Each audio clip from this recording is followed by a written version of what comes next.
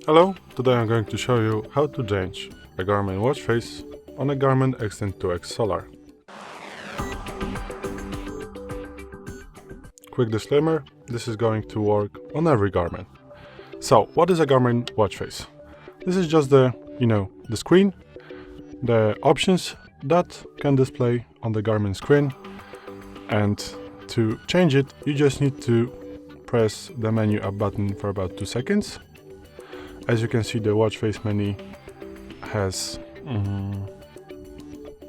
turned on, and now you just need to press GPS button, and now with the up and down button, menu ABC button, you can choose the watch face that is the most styling to you.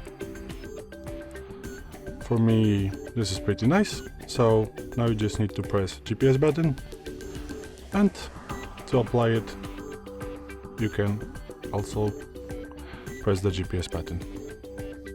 And that's it. Thank you for watching. Please subscribe and hit the like button.